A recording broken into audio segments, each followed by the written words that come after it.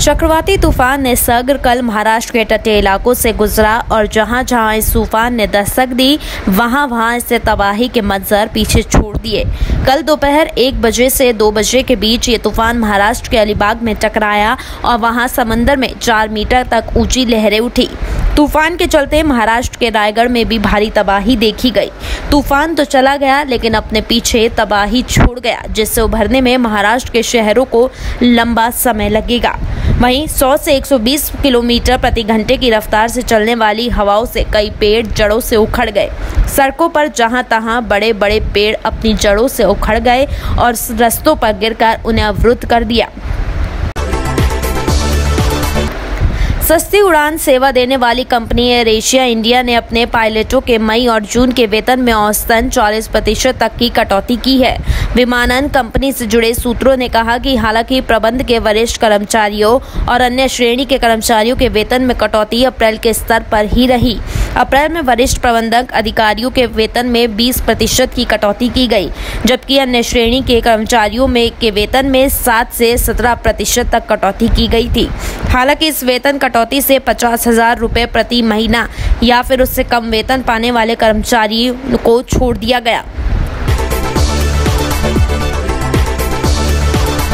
Corona virus संकट काल के बीच केंद्रीय कैबिनेट की फिर एक महत्वपूर्ण बैठक हुई। प्रधानमंत्री नरेंद्र मोदी की अगुवाई में बुधवार को प्रधानमंत्री आवास पर यह बैठक हुई। बैठक में किसान और देश में निवेश को लेकर अहम फैसले लिए गए।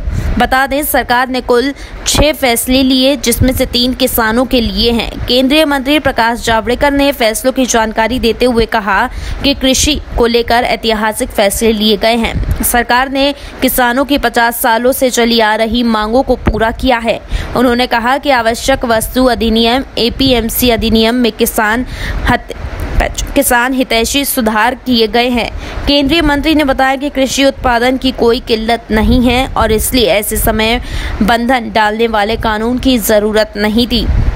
इस कानून ने निवेश को रोका, इसी वजह से निर्यात नहीं बढ़ा। आज इसीलिए इस लटकती तलवार को सरकार ने खत्म किया और किसानों को अब अच्छी कीमत मिलेगी। उन्होंने कहा कि ये बंधन फिर तब लगेगा जब कोई प्राकृतिक आपदा या अधिनियम महंगाई होगी।